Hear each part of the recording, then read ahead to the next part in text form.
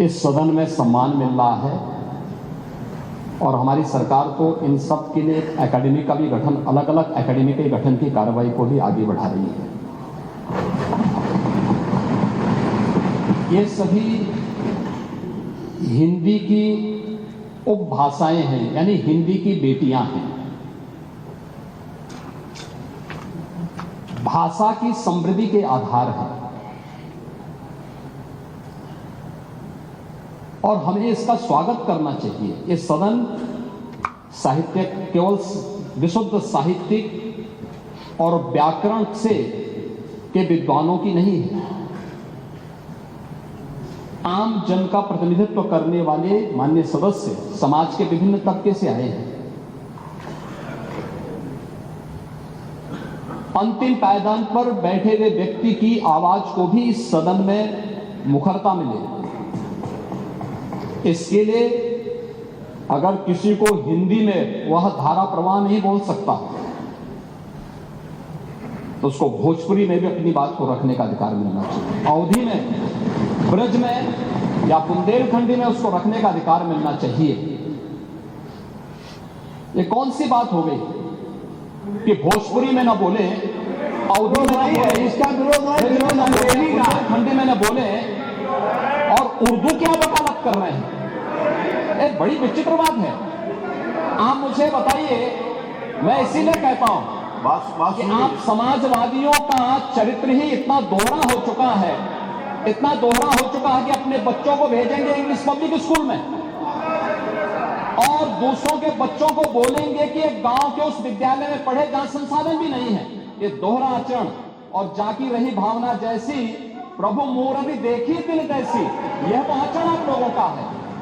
इसीलिए आपने कल भी भोजपुरी का विरोध किया, अवधी का विरोध किया, बुंदेलखंडी का विरोध किया और आप लोग अपने दैनिक जागरण में, दैनिक जीवन में इस प्रकार के आचरण के आदी हो चुके हैं। और इसलिए अध्यक्ष जी, इसका अभिनंदन हम लोग करते हैं और इन बोलियों को सम्मान मिलना चाहिए। इनके संरक्षण के लिए ही हमारी सरकार भोजपुरी एकेडमी का गठन कर रही है, अवधी एकेडमी का गठन कर रही है संत तुलसीदास जी के नाम पर। इसी के आधार पर ब्रज भाषा इतनी समृद्ध भाषा है।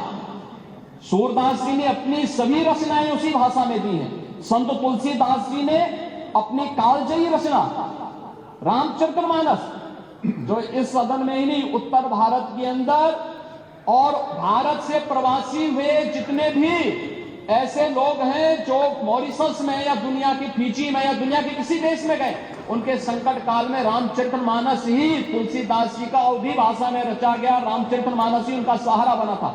और आज जब उसको सम्मान मिल रहा है तो आप उसका विरोध कर रहे हैं।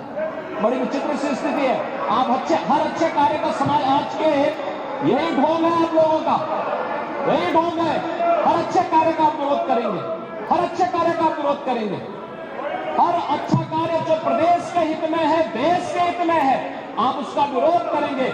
और मुझे लगता है इस प्रकार के विरोध की निंदा होनी चाहिए और हम इसका समर्थन करते हैं जो उत्तर प्रदेश की बोलियों को सम्मान मिल रहा है। मैं आपका धन्यवाद करूंगा, विधानसभा सचिवालय को इस बात के लिए धन्यवाद दूंगा। कल हम लोगों ने यहाँ पे इसका शुभारंभ किया, समाजवादी पार्टी ने उसका विरोध किया और मुझे लगता है कि प्रोसीडिंग का हिस्सा होना चाहिए। इनको समाज के सामने एक्सपोज करना चाहिए। अपने बच्चों को ये लोग पढ़ाएंगे इंग्लिश स्कूलों में और दूसरे के बच्चे के लिए अगर वो सुविधा सरकार देना चाहती है, कह देंगे उर्दू पढ़ाओ इसको, यानी उसको मौलवी बनाना चाहते हैं, कटबुल्लापुर की ओर इसको ले जाना चाहते हैं। ये नहीं चल सकता। उर्दू भी इस प्रदेश की बोली है, उर्दू में तो नहीं है, उर्दू भी जो साफ तौर पे बता रहे हैं विधानसभा में इस बात को कि जिसकी जो भाषा है उसमें अगर वो अपनी बात को रखता है तो उसमें आपत्ति क्या है। और इसी बात को लेकर के योगी आदित्यनाथ कह रहे हैं कि समाजवादियों का दोहरा चरित्र सामने आता है। ब्रज और बुंदेलखंडी को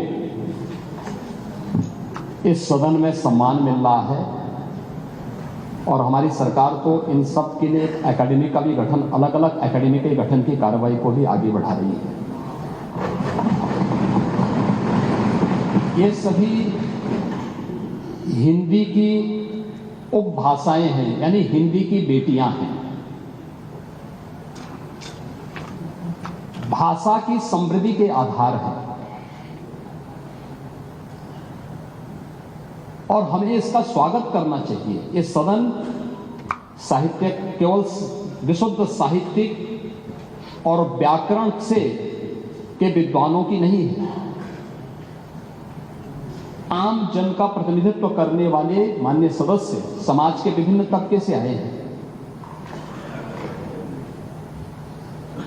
अंतिम पायदान पर बैठे हुए व्यक्ति की आवाज को भी इस सदन में मुखरता मिले। इसके लिए अगर किसी को हिंदी में वह धारा प्रवाह नहीं बोल सकता तो उसको भोजपुरी में भी अपनी बात को रखने का अधिकार मिलना चाहिए। अवधी में, ब्रज में या बुंदेलखंडी में उसको रखने का अधिकार मिलना चाहिए। ये कौन सी बात हो गई कि भोजपुरी में ना बोले, अवधी में ना बोले, इसका विरोध है, खंडी में ना बोले और उर्दू क्या वकालत कर रहे हैं? एक बड़ी विचित्र बात है।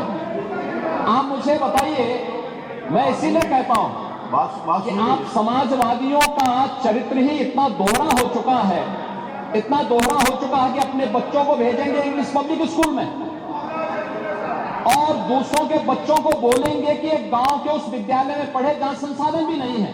ये दोहरा आचरण और जाकी रही भावना जैसी प्रभु मूर्ति देखी तिल जैसी, यह तो आचरण आप लोगों का है। इसीलिए आपने कल भी भोजपुरी का विरोध किया, अवधी का विरोध किया, बुंदेलखंडी का विरोध किया और आप लोग अपने दैनिक जागरण में, दैनिक जीवन में इस प्रकार के आचरण के आदी हो चुके हैं। और इसलिए अध्यक्ष जी, इसका अभिनंदन हम लोग करते हैं और इन बोलियों को सम्मान मिलना चाहिए। इनके संरक्षण के लिए ही हमारी सरकार भोजपुरी एकेडमी का गठन कर रही है, अवधी एकेडमी का गठन कर रही है संत तुलसीदास जी के नाम पर। इसी के आधार पर ब्रज भाषा इतनी समृद्ध भाषा है। सूरदास जी ने अपनी सभी रचनाएं उसी भाषा में दी हैं। संत तुलसीदास जी ने अपनी कालजयी रचना